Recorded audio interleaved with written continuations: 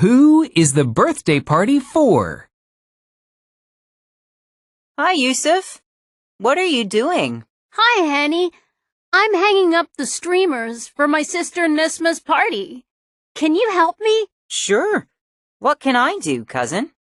Will you pass me the scissors, please? I'm tying the streamers together, and I need to cut the string. Can you also blow up some balloons? We need to hang those up, too. Of course. What are your other sisters doing? Are they helping? Dalida and Noha? Yes, they are. They're decorating the birthday cake. They have candles for it, too. Oh, there's Amina. Amina, are you sending the invitations? Hi, Yusuf. Yes, I am.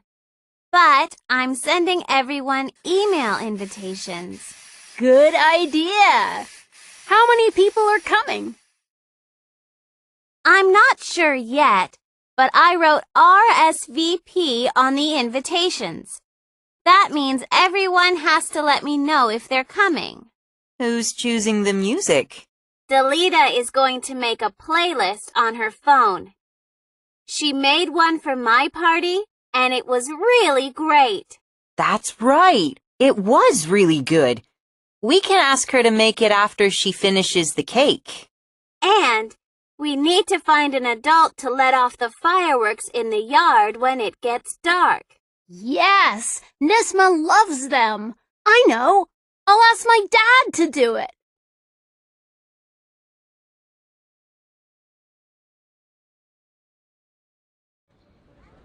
No school tomorrow. Do you want to come to my house? Thanks, Noor. But I always help my aunt on Friday afternoons at the community garden. The community garden? What's that? It's a big green space on the roof of my Aunt Selma's apartment block. The people who work there are all volunteers from the neighborhood. We grow vegetables to eat, and sometimes we sell them in the market, too. That's interesting. What things do you grow? Well, we usually plant tomatoes, peppers, onions, lettuce, things people eat all the time. Sometimes we also plant fruit trees. This year, we have lemons and dates. And you grow all this food in the middle of the city. Wow! Yes, it means people can grow their own fresh food, and it's organic too, which means we only use natural fertilizer. We never use chemicals. Does your garden produce a lot of vegetables? Yes, it does. From just 1 square meter of roof garden, we can harvest 20 kilos of vegetables a year. And that's not all. Roof gardens also help clean the air in the city, which is good for people's health. And they're a great place to people and make friends. It sounds great, Mariam. We need more community roof gardens like that in our city.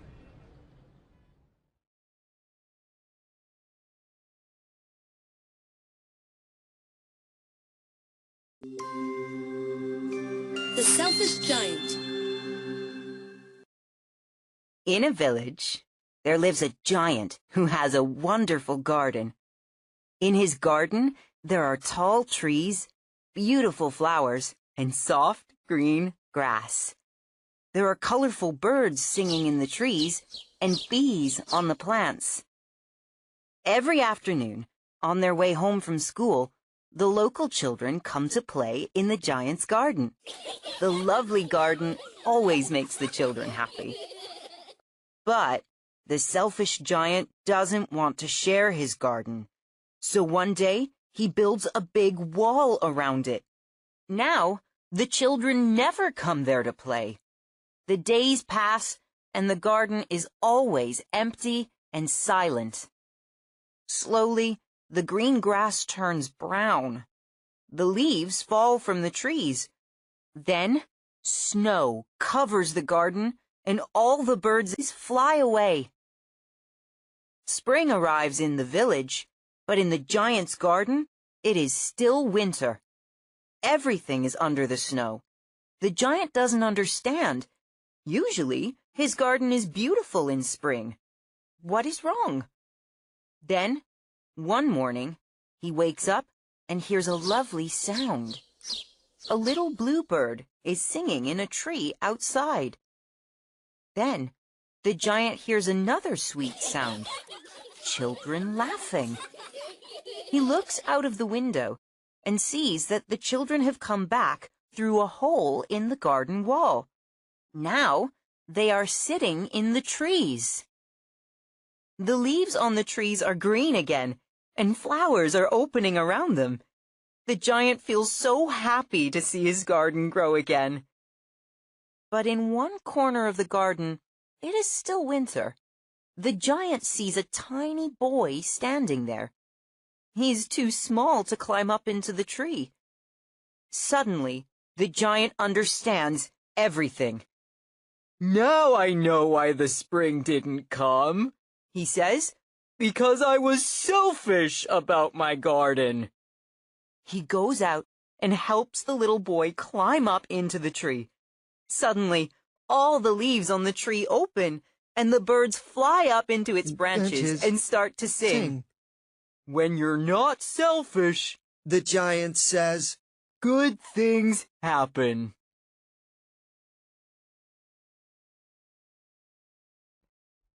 What is mini forest? Mini Forest is an organization which plants small areas of trees in the middle of our cities. These special green areas help people enjoy nature and help our wildlife, like plants, animals, and other living things. At Mini Forest, we always work hard to find the best urban locations for our forests, where people and wildlife need nature most. We never grow foreign plants in our projects. We always plant trees that grow naturally in an area, and we carefully look after them until they become a small forest. We also usually work with local communities to plant and look after the forests over time. We collect data from every forest we plant a few times a month. This helps us understand the effects of the new green space on the people, wildlife, and climate of the area. We rarely have enough volunteers to help us with our projects, so we are always happy when people offer to help us. Click on the link to find out more.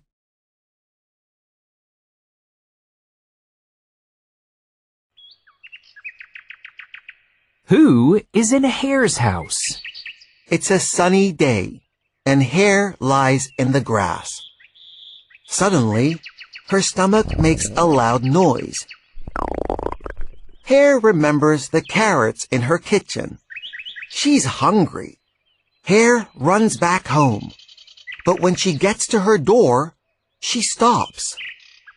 What is that noise? Something is moving inside Hare's house. Is somebody there? Asks Hare. Stay where you are, says a loud voice. Hare is very surprised. Who is in her house? Then the voice speaks again. Hare, don't come in. If you come in, I'll eat you. Hares are my favorite food. Hare is very scared. The animal which is in her house wants to eat her. Hare runs to the forest where her clever friend Monkey lives. Monkey, please help me, says Hare. There's an animal in my house and it wants to eat me. Monkey looks interested. An animal? Let's go and see, Monkey says. They go back to Hare's house. Who's in there? Shouts Monkey. A voice answers. Monkey, don't come in. I'll eat you if you come in. Hares are my favorite food, but monkeys are also delicious. Monkey and Hare look at each other. They are both very scared.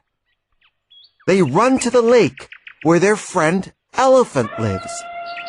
There's an animal which eats hares and monkeys in Hare's house, they tell Elephant. We need your help. Don't worry, says Elephant. I'm coming. I'm the biggest, strongest, bravest animal in the world. Nobody can eat me. Elephant goes to Hare's door. I'm coming in, he shouts. Stop, says the animal inside.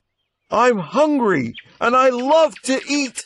You can't eat me, shouts Elephant. I'm the biggest, the strongest. Suddenly, Hare's door opens and a small mouse runs out. Elephant jumps high in the air. He's very scared.